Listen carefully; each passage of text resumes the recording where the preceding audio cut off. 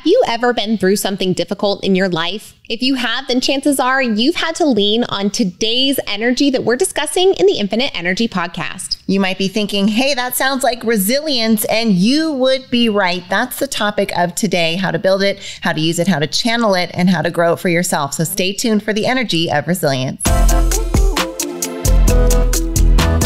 Hi, we're sisters Kay and Shai, and we're the hosts of the Infinite Energy podcast. We believe that everyone has the power to live a more energized, optimistic, and fulfilling life. In every episode, we share tips and techniques for harnessing your own power and creating the life you deserve. Get ready to ignite and discover the limitless power of infinite energy. Hey there, Infinite Energy family, and welcome back to the Infinite Energy podcast. Today, we are talking about the energy of resilience. And we love this topic because, hey, human life is hard. Right?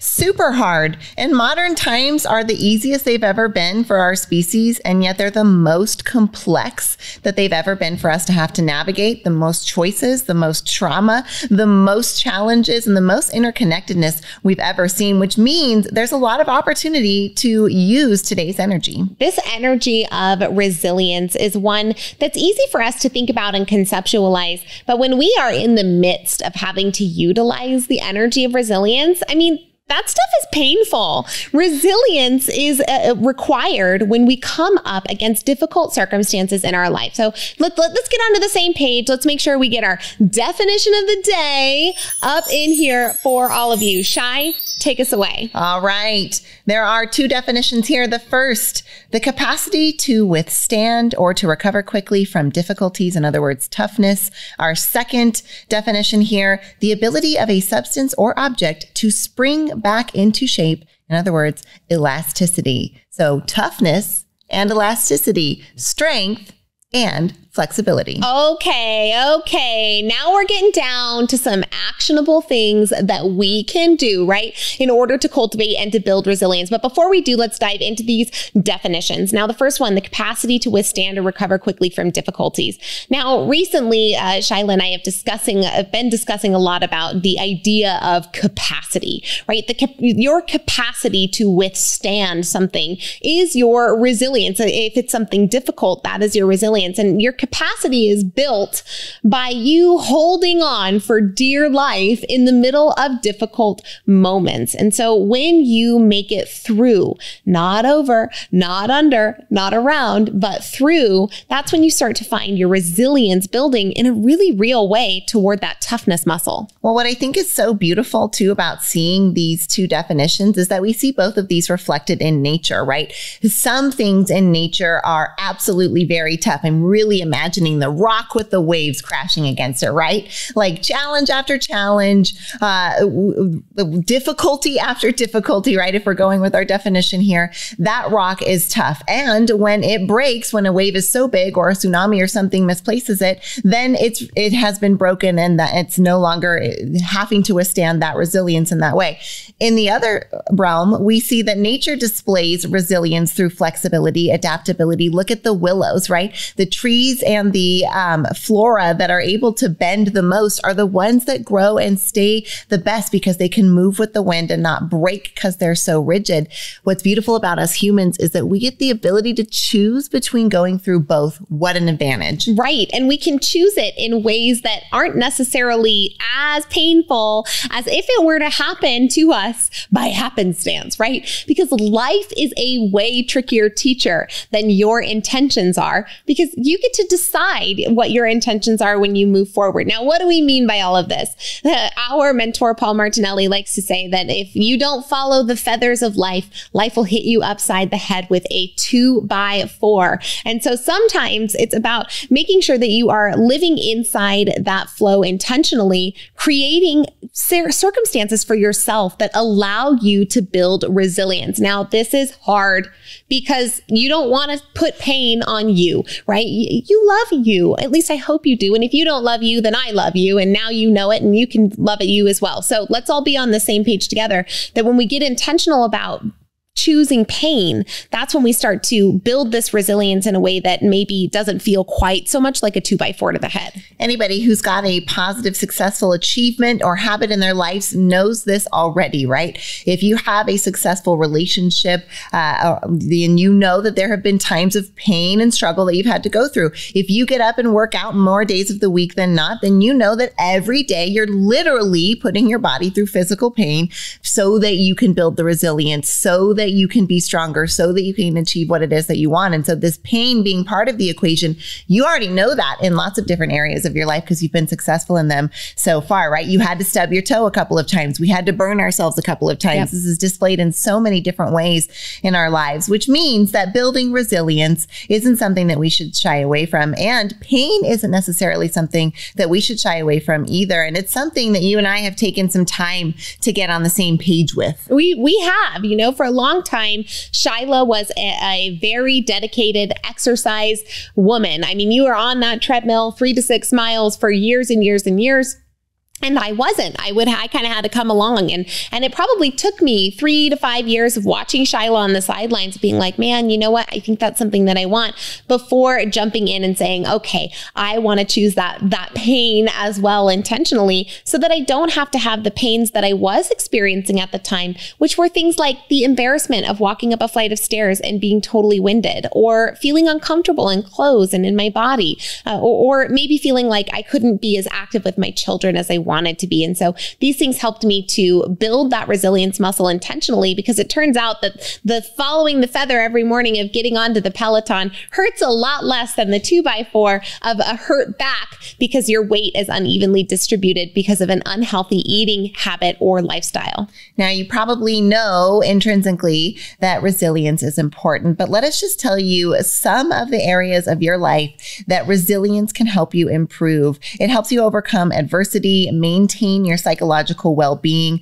build confidence, adapt to change, foster positive relationships, and facilitate personal growth and success. I feel like that's one of those, right? If you get resilience, you may experience things including positive adversity, building confidence, mental well-being, psychological relationships. Yeah. Exactly, right? And those are all things that I think I would like to experience the side effects of, which means that resilience is something that we should seek and foster. I want to center down on the psychological well-being bit here, because resilience inside psychological well-being, I think, is really this is where I believe the juice of resilience lies. Now, of course, your adaptability and your flexibility, the way that you're able to cultivate positive relationships with others and to maintain those things, all of these kind of crux a little bit on your psychological well-being. So when you cultivate resilience at its core inside your own mind, we find ourselves able to get out in life and try the hard things.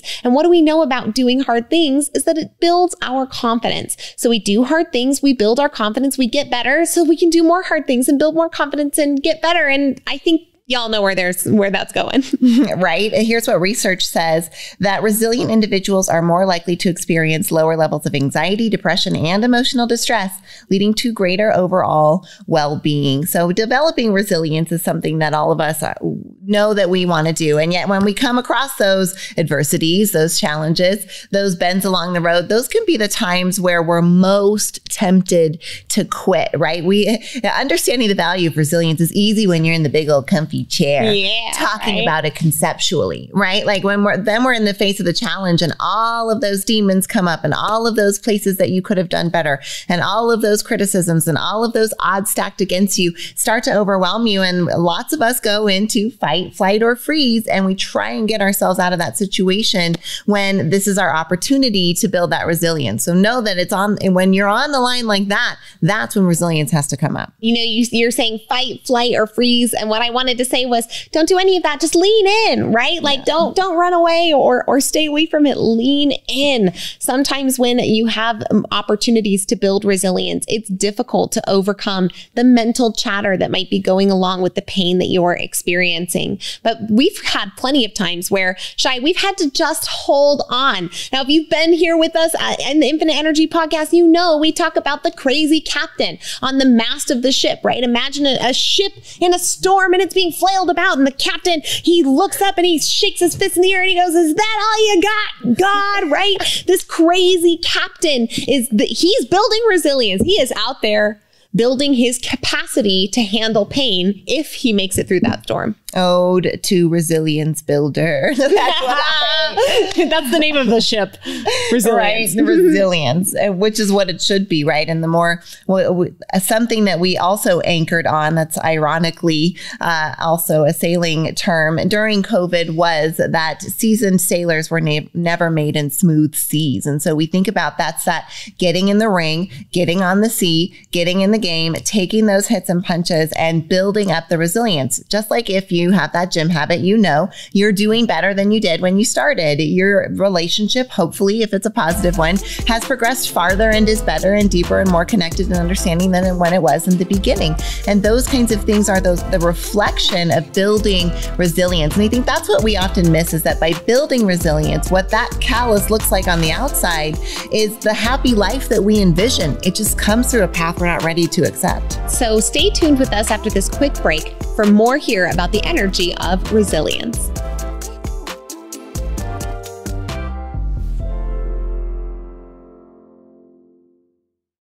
Truth Talk, we're back after 31 days off social media, and this time it's been hard. It was way harder. We missed all of you. We missed scrolling. We missed all the highlights, but we're so happy to be back. All along, we have been planning exciting events coming up here. We can't wait to share with you now that we are back. So be here to follow along for all things Kay and Shai. And we saw so many of you tuning into the Infinite Energy podcast while we were away, and we are so glad that you did. To all of you who do listen to the Infinite Energy podcast, thank you for being a loyal listener. For those of you who haven't tuned in yet, we hope you'll find us on your favorite podcast platform. And we're so glad to be back with all of you here on social media. See you soon and stay tuned. We're talking leadership this week, and one of the organizations we are so proud to be at the helm of is the Neuroencoding Institute. We got to co-found the Neuroencoding Institute alongside Dr. Joseph McClendon III, amazing world-renowned neuropsychologist and incredible mentor and teacher. If you're at all interested in learning more about what the Neuroencoding Institute does and what it can do for you, please visit neuroencoding.com. You're enjoying this episode on Angel Phoenix Productions Podcast Network. To explore a complete lineup of quality programs and media production services, head on over to angelphoenix.com or like our Facebook page at facebook.com/Angel Phoenix Productions.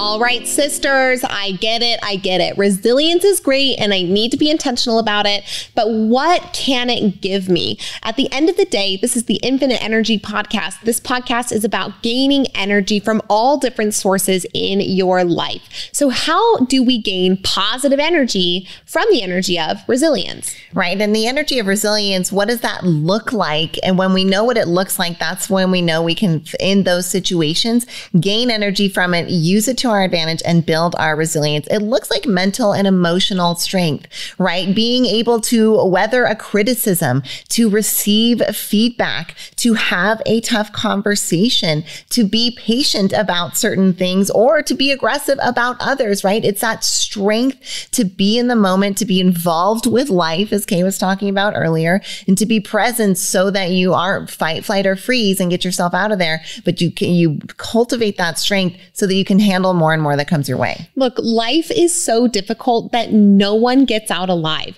So the fact that cultivating resilience, it is a fact that cultivating resilience can help you live a more peaceful experience along the way. Now, one of the things that cultivating resilience can give you, and this might seem like a little bit of a sidestep, but both of us have felt this one at work. This is motivation and determination. Now, resilience fuels motivation and determination in the face of challenges. challenges, because when you have done hard things in the past, when you face hard things in the present, you start to have a level of confidence that's built off of the reps that you've given over to your resilience in the past. Now, again, you may have put in those reps via the 2x4. Shyla and I have had plenty of hits upside the head, or you may have put in those reps on your own intentionally building that resilience. We have also put in a lot of those reps as well. But when you get into the moment where you feel like maybe you don't want to push forward, or you're feeling a lack of motivation,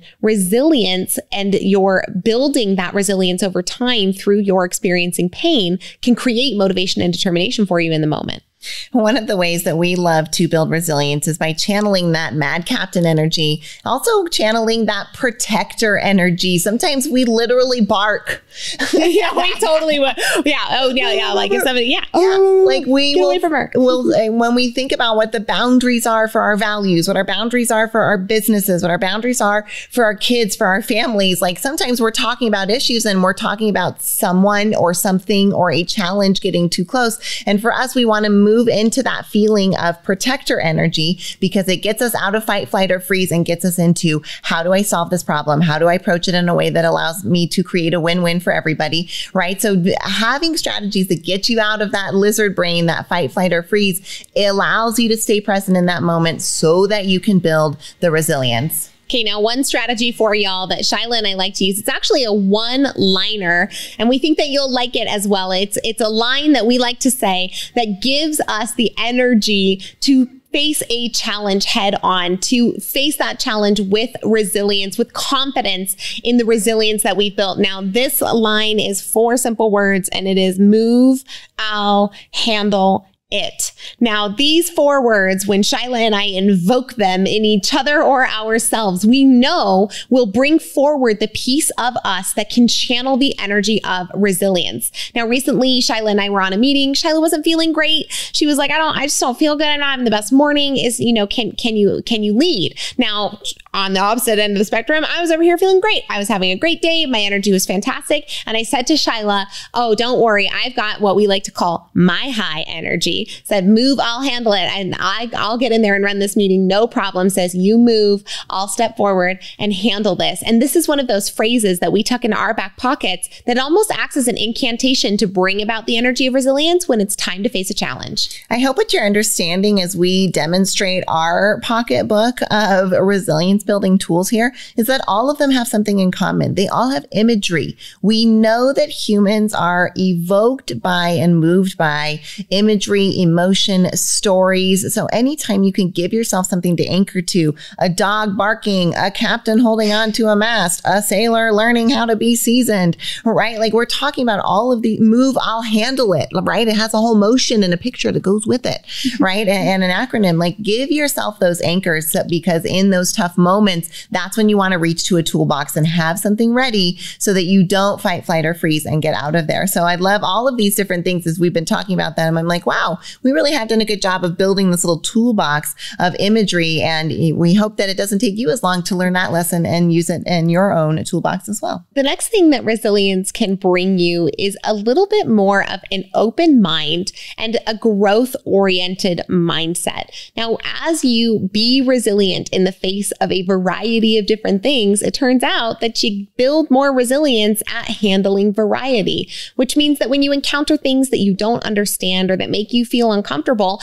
instead of shutting off, walling up, you have a growth mindset, an opportunity to learn, and a more open appeal to life so that you can be more engaged, again, in that present moment with what's happening right in front of you. Now, if you haven't built resilience in the past, or you haven't intentionally faced maybe things that make you feel uncomfortable, and you're faced with an instance that makes you feel uncomfortable, oftentimes this will lead to a weak board breaking, right? And not being very supportive. Right. That's why we want to use every chance we get and every tool that we have in order to keep building those muscles, to get that optimism and to get that positive mindset. I know optimism, right? Lots of us are just born with a natural bent, either optimistic, pessimistic, realist, right? Some people say, oh, and the realist is sailing on while people are arguing about half glass, half full. Maybe you say, I would say the glass is 50%. I'm an accuratist. That is the thing, right? But whatever you want to call it, being able to allow yourself to see all of the shades of the glass and then land on the one that best serves a narrative that's going to help you feel empowered and out of that fight, flight, or freeze zone is the one that's going to help you. Now, oftentimes we call that mindset the optimistic one, which means you're being able to see what could those possibilities unfold into. What are the good things? If they all lined up, what would they be? Allowing yourself to just dream and dare for a second of what those things could be gives your mind that capacity and ability and freedom to explore more solutions that lots of times help you land on that positive scenario you were thinking of in the first place. In fact, our mentor, Joseph McClendon III, often talks about how optimism is really there to bring you options. When we stay optimistic to the things that are in front of us, we allow ourselves the ability to see the options that are at play. And then you give yourself kind of the variety of life. And as we have heard, variety is the spice of said life. Hey, another imagery to put into the toolbox. Hey, another toolbox imagery. You know, one piece of toolbox, Shai, that you and I use quite often that I think is so helpful in regards to resilience is the positive to, or the negative to positive reframe in the idea of what do I like? Or can I find things maybe in the situation that I am grateful for?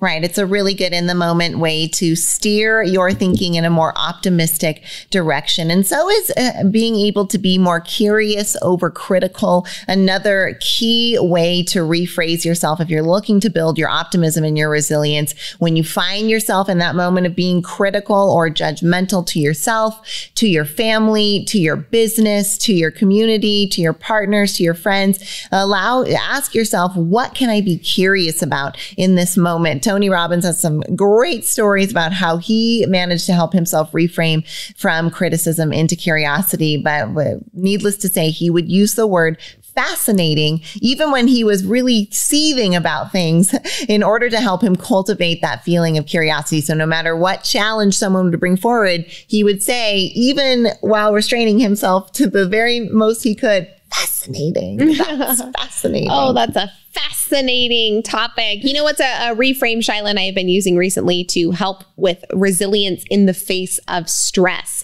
is that we have been saying that the feeling of stress is actually the feeling of being alive, right? Like when you feel stressed out, you're like, you know what, man, this is proof. This is proof right here. This is cortisol running through a biological system that is souping through me right now. And I am experiencing it, which means that it is proof that you are alive. And so maybe the reframe of stress into the feeling of being alive could be a helpful thing for you, but we hope that these tools and these tricks and these tiny tips are things that you can just put into your pocket, that you can pull out in those moments of difficulty to hopefully help you find more optimism, more options, and ultimately more resilience. Now, next up, we're going to go into a few stories about some folks who have faced resilience. We'll tell a few of our own, and then we'll get you on out of here.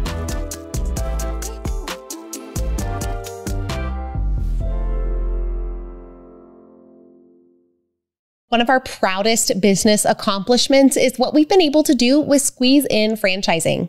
The Squeeze In is a breakfast lunch restaurant featuring the best omelets on the planet, and it's been around for almost 50 years. And now you can have a Squeeze In your community. We've seen how this business transformed our families, and now we are so excited to offer this to families around the country to see how this little restaurant might change their family and their community. If you're wondering how to set up your adult children for legacy and success through a small business, then the Squeeze In is an option we urge you to consider. Come find out more about Squeeze In franchising at squeezein.com.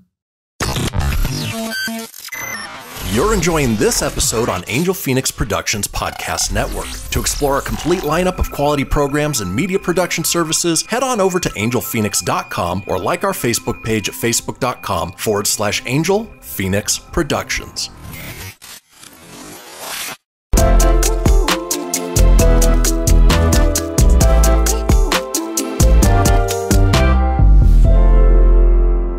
You know, history is full of amazing examples of humans' ability to be tremendously resilient, especially in the face of massive odds. Now, I would just shout out to the nameless masses of our ancestors who have experienced incredible hardships to get our species to a place where it is today. So just shout out to all the nameless ancestors out there. But for some of the more notable folks through history that we celebrate for their resilience, one of the names that comes to the top of the list, and certainly is the one that we want to start with here, is Helen Keller and her amazing story. As I'm sure you know, she was born deaf and blind, but with the help of an amazing teacher, Anne Sullivan, she learned to communicate and became an advocate and a celebrated author, a renowned kind of not speaker, right, but thought leader in her time, and has made an impact that has been lasting for generations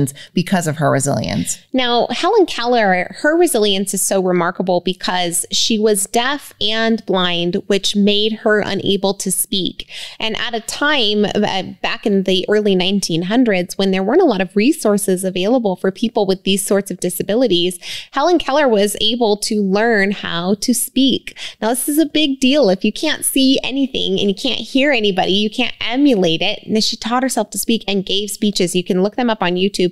They're very, very empowering. But imagine the amount of times that Helen Keller had to show up to the Braille book, or show up to the lesson, or show up to a speech, literally not even knowing if the words coming out of her mouth match all of the words and the sounds that are coming out of the mouths of the people around her. But she continued to show up to that every day. And ultimately she succeeded. It's a beautiful, beautiful tale of resilience. I think it's probably one of those ones, if you're like me, that it's one of the first stories you remember learning as a kid and really like imagining what a world would be like without being able to see or hear, and without even in modern times, it's difficult to face those kinds of odds. But to have that be several hundred years ago it's something that's so remarkable. So celebrated, and I know as a childhood memory, kind of one of those first markers of like, wow, it made you understand where you were contextually in terms of challenges. Truthfully. Next up, let's take a look at Malala Yousafzai. Now, if you haven't heard her story, Malala is a Pakistani activist and Nobel laureate who fought for girls' education, particularly in regions where it was suppressed by the Taliban. Now, at age 15, she survived an assassination attempt, and despite the attack, she continued her advocacy work. Malala's resilience and determination in the face of grave danger has inspired millions worldwide, and she became a symbol of both resilience and courage. I love that we have this modern day powerhouse example of resilience. Malala is a celebrated, my son had to read her book this year for 7th grade, and seeing her story get just shared and celebrated among the children today is something that I love seeing. I also loved reading this next one, Kay, as we were getting ready. This is not one I've heard before. So see if you've heard this story of Luis Zamperini, an Olympic runner who survived a plane crash during World War II, spending 47 days adrift at sea before being captured by the Japanese and enduring years of brutal imprisonment. Despite the immense physical and emotional hardship he faced, Zamperini never lost hope and eventually found forgiveness for his captors. Wow. Talk about a capacity for resilience, right? Facing so much pain, and his pain was at the hand of aggressors. And so that's different, right? That's not self-pain. That's somebody with a 2x4, not life. That's somebody else with a 2x4 hurting you over and over again. And to face that resilience and come out on the other side with such love and forgiveness just goes to show the capacity. And that's exactly what demonstrating and showing these stories is about, is to give inspiration for the capacity that you too have inside of you to handle things. Now, you may not be getting shot in the face for women's rights. You may not be getting captured for decades and tortured tortured by Japanese, although that might happen to you. I hope not. I genuinely hope these things don't happen to you.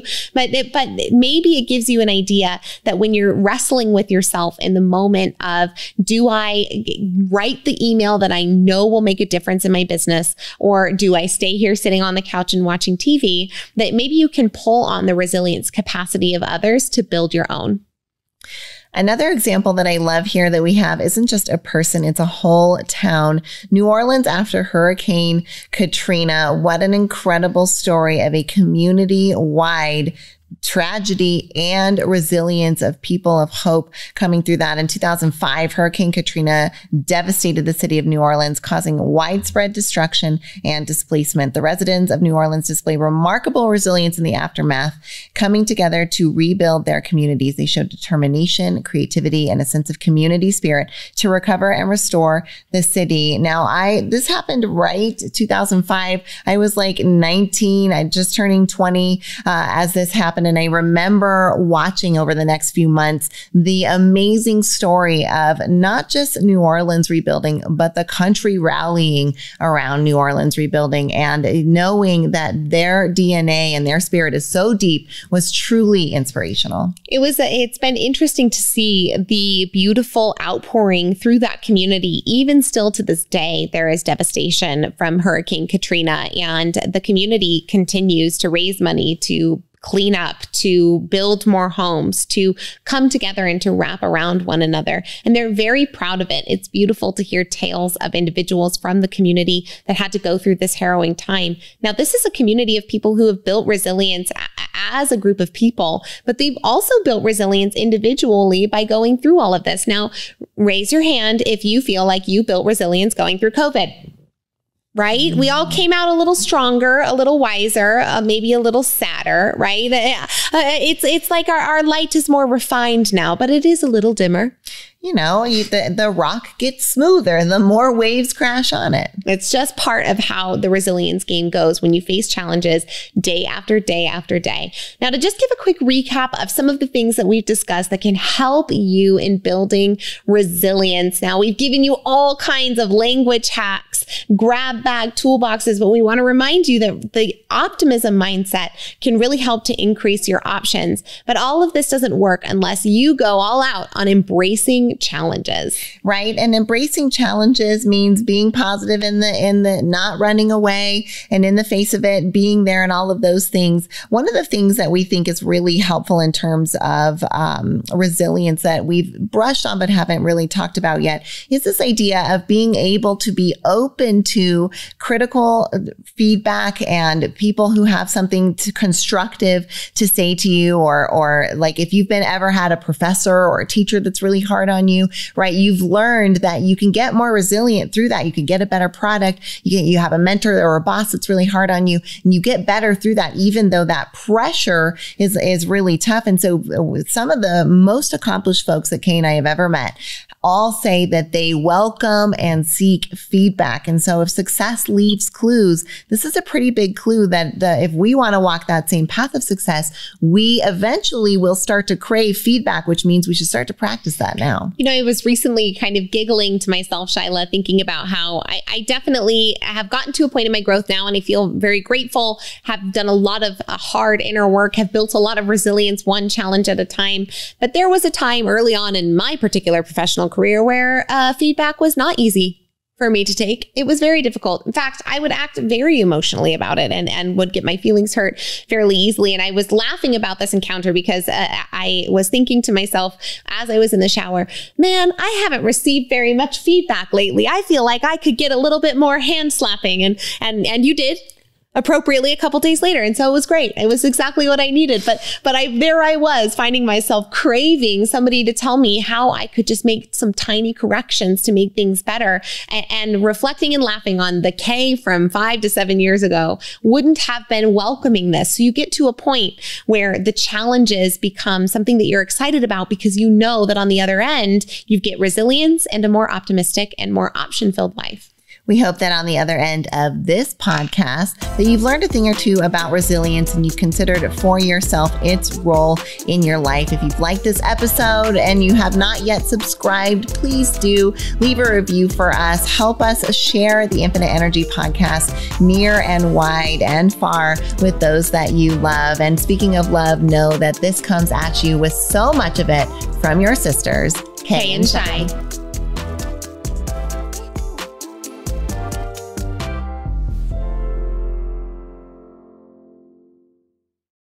This podcast was a production of Angel Phoenix Productions. Explore more episodes of this show or other great shows on the Angel Phoenix Podcast Network by visiting angelphoenix.com. The views expressed in this show do not necessarily represent those of Angel Phoenix Productions or its advertisers and may contain language that's unsuitable for younger listeners.